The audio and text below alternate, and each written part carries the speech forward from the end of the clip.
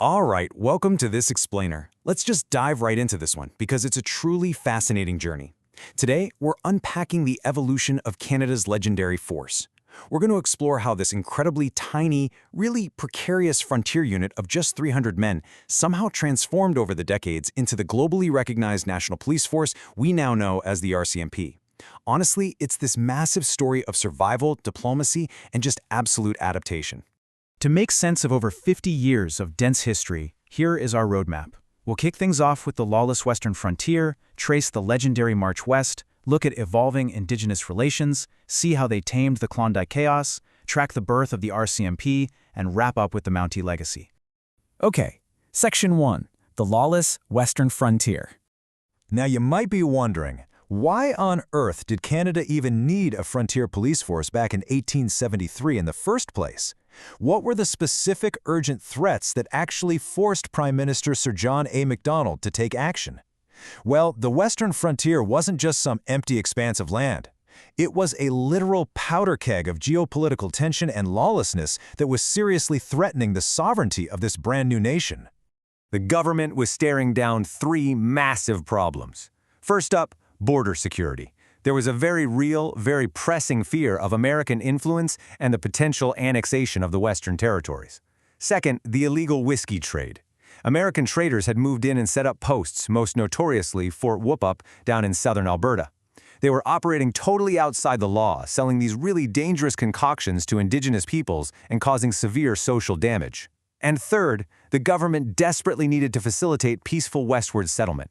You see, unlike the violent military conflicts that define the United States' westward expansion, Canada deliberately wanted a more diplomatic approach to secure the land and build trust. So to tackle these huge, continental threats, Prime Minister Macdonald created a force of exactly 300 mounted constables. Literally, just 300. Think about the scale of that for a second. 300 men were sent out to police the vast, completely untamed territories that would eventually become the entire provinces of Alberta and Saskatchewan. It is a wildly small original size for a practically unimaginable task. Moving right along to Section 2, the legendary March West. The sheer logistical nightmare of this trek is just staggering.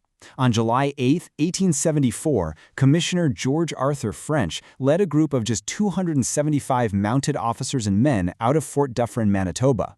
They had 310 horses for riding and packing, plus oxen and cattle to eat along the way. They traveled 1,300 kilometers across the open prairies, which took about 3 grueling months to finally reach their destination in Alberta. So this wasn't just a casual patrol, right? It was a massive, mobile logistical operation designed to physically project Canadian authority across the frontier. And you know what? The impact was pretty much immediate. As soon as they hit southern Alberta, this completely exhausted but highly disciplined force immediately went after the source of the frontier's lawlessness, places like Fort Whoop-Up. By shutting down those illegal whiskey trading posts right out of the gate, the Northwest Mounted Police instantly established their credibility. They effectively swapped out the chaos of illegal traders for the structured authority of Canadian law. Let's look at Section 3, Evolving Indigenous Relations. Historically, we see a really distinct shift here. Early on, from about 1874 to 1875, the NWMP built a significant amount of trust specifically because they successfully suppressed that destructive whiskey trade. Thanks to that early diplomacy, they actually helped facilitate the negotiations for Treaty 6 in 1876 and Treaty 7 in 1877. But as we progress toward 1885, that dynamic fundamentally changes.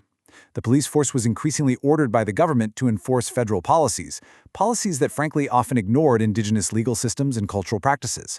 This transitioned their role from trusted diplomats to adversarial enforcers during periods of heavy social unrest. And these relationships were incredibly diverse. It wasn't just a single, uniform experience across the board. For example, with Siksika leader Crowfoot and Kainai leader Red Crow, the relationship was heavily defined by cooperation and trust, which was absolutely instrumental for Treaty 7. With the Sioux leader Sitting Bull, who had actually crossed over into Canada, the NWMP maintained peaceful coexistence through really careful monitoring. But then, on the flip side, with Plains Cree leader Big Bear, the relationship became strictly adversarial during the 1885 rebellion, which ultimately ended in his surrender. So the absolutely crucial point to understand is that the 1885 Northwest Rebellion severely tested the NWMP. Tensions over Métis rights and the constant flood of settlers into traditional territories boiled over into real battles, places like Duck Lake, Fort Battleford, and Batouche. Under Superintendent Samuel Benfield Steele, a unit known as Steele Scouts became historically legendary for their pursuit and capture of Big Bear. This whole conflict highlighted the incredibly difficult dual role of the NWMP. They were acting as both a civilian police force and a military unit enforcing strict government policy. All right, Section 4, Taming the Klondike Chaos. Fast forward a bit to 1896. Gold is discovered at Bonanza Creek, and suddenly thousands of prospectors are flooding into the extremely remote Yukon Territory. By 1898, the NWMP had to rapidly deploy reinforcements up north. Just 250 officers were tasked with managing the absolute, unbridled chaos of tens of thousands of gold-crazed prospectors.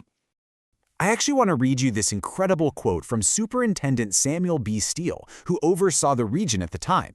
He noted, "The whole demeanor of the people changed the moment the NWMP crossed the summit. The pistol was packed in the valise and not used." I mean, wow, that is a profound psychological impact. Literally just the presence of these disciplined Mounties standing at the mountain passes was enough to instantly establish order and convince these heavily armed prospectors to just pack their weapons away. But here is the really surprising part about what those 250 officers actually did once they got to boom towns like Dawson City. They went way, way beyond just basic law enforcement. To establish Canadian dominion and prevent total anarchy, they practically became the entire civic administration. They ran the mail services, they organized the firefighting efforts, they physically installed drainage and sanitary systems, and they made sure everyone had clean drinking water. They basically just adapted to do whatever the territory needed to survive. Which brings us to Section 5, Birth of the RCMP. Tracing their official evolution, we know they started out as the Northwest Mounted Police back in 1873. But in 1904, to formally recognize their distinguished frontier service, King Edward VII actually granted them the Royal designation, so they became the Royal Northwest Mounted Police. Then, the most significant structural change happened in 1920. That's when they officially merged with the Dominion Police. This merger is what created the Royal Canadian Mounted Police, transforming them into a single, unified federal force with jurisdiction stretching from coast to coast. At the exact same time as these name changes, the force was also heavily expanding its military footprint. Members served in the South African War, the First World War, and the Second World War. This continuous military service and constant adaptation heavily influenced the structure of the modern organization we see today. An organization that, by the way, now boasts over 22,000 members providing federal law enforcement across all Canadian provinces and territories. Finally, let's look at Section 6, the Mountie Legacy. From day one, this force operated under a very specific ethos, which is captured perfectly in their original motto, Maintien le droit, which roughly translates to defending the law. This core philosophy, focusing on diplomatic law enforcement rather than just brute military force, established the uniquely Canadian model for territorial expansion.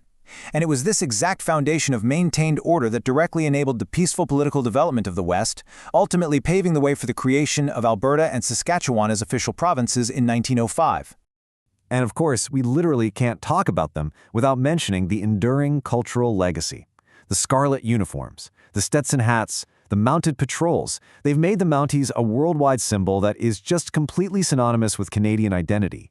Even traditions like the musical Ride, which remarkably started all the way back in 1886 to showcase their precision and discipline, still attract international audiences today, keeping that old frontier heritage alive and kicking.